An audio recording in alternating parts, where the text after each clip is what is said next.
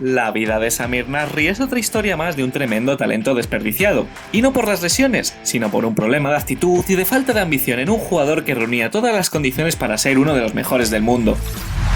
Hoy vamos a repasar la historia del francés, que incluso fue comparado en su día con el mismísimo Zinedine Zidane.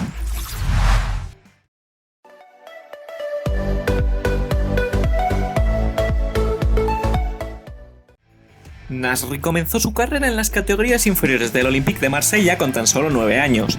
En 2004 y con 17 fue ascendido al primer equipo debido a su gran calidad, y poco a poco fue haciéndose un hueco en el once inicial con el paso de las temporadas gracias a su buen rendimiento. En el Olympique, Samir recibió el premio a Mejor Jugador Joven francés de 2007, quedando por delante de su compañero de equipo Franck Ribéry. En su última temporada con el Marsella, Nasri tuvo un rendimiento espectacular y consiguió que el equipo terminara la liga en tercera posición. Sin embargo, los grandes equipos de Europa ya negociaban para hacerse con el prometedor mediocentro francés. En junio de 2008, el Arsenal ficha a Nasri a cambio de 16 millones de euros. Sus 3 primeras temporadas con el conjunto Gunner tuvieron varias luces y sombras, ya que el francés, a pesar de su intachable calidad, caía lesionado con bastante frecuencia, y esto provocaba que su nivel fuera bastante irregular. Ya en 2010, y tras dejar atrás sus problemas físicos, Nasri experimentó una mejora de rendimiento y llegó a ser elegido mejor jugador del mes en 3 ocasiones, además de futbolista francés del año. En el verano de 2011, Nasri ficha por el Manchester City a cambio de 30 millones de euros. Con los Citizens, Samir vivió su momento cumbre a nivel individual y colectivo en sus primeras temporadas, ya que conquistó un total de 5 títulos, siendo él una pieza clave del equipo.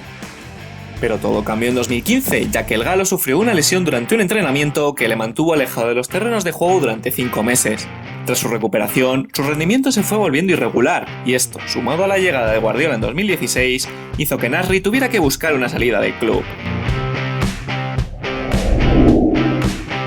Finalmente, en agosto de 2016 se marcha cedido al Sevilla. Con el conjunto hispalense, Samir pareció recuperar aquel nivel de sus primeras temporadas en Manchester, pero todo resultó ser un espejismo y poco a poco su rendimiento fue decayendo con el paso de las temporadas.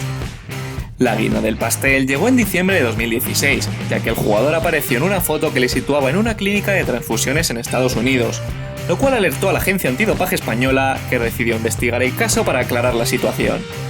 Ante las sospechas de dopaje, el Sevilla decidió devolver al jugador al City al finalizar la temporada. Sin sitio en Manchester, Nasri ficha por el Antalyaspor turco a cambio de 4 millones de euros. Tras disputar 8 partidos en los que anota 2 goles, la UEFA anunció la suspensión del jugador durante un año debido al dopaje que usó en 2016, por lo que el francés tuvo que abandonar el equipo y acatar la sanción. En enero de 2019, el West Ham decidió darle una oportunidad al jugador tras cumplir la sanción. Su rendimiento en el conjunto inglés fue bastante discreto, jugando tan solo 5 partidos y repartiendo 2 asistencias, por lo que el conjunto inglés decidió no renovarle al finalizar la temporada. En el verano de 2019, fichó libre con el Anderlecht por una temporada. Nasri tuvo un buen inicio en la liga belga, hasta que, tras 8 partidos, sufrió una lesión en los isquiotibiales que le mantuvo en el dique seco 3 meses. Tras su recuperación, el campeonato belga había parado debido a la crisis del coronavirus, por lo que el jugador francés decidió marcharse a Dubái y no volvió a dar señales de vida al club durante varios meses, lo cual originó que el Anderlecht decidiera no renovar su contrato. En la actualidad y a sus 33 años se encuentra sin equipo desde julio de 2020.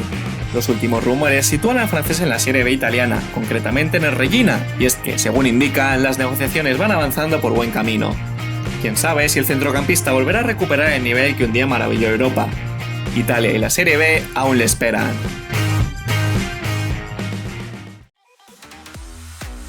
Y nada más que añadir sobre el francés. Os dejo en pantalla, como hacemos siempre, sus palmares hasta la fecha, y os invito a que os suscribáis al canal y que en la caja de comentarios dejéis vuestras opiniones sobre el futbolista, así como lo que os ha parecido el vídeo y el nombre de próximos jugadores que os gustaría ver por aquí. Un saludo y hasta la próxima.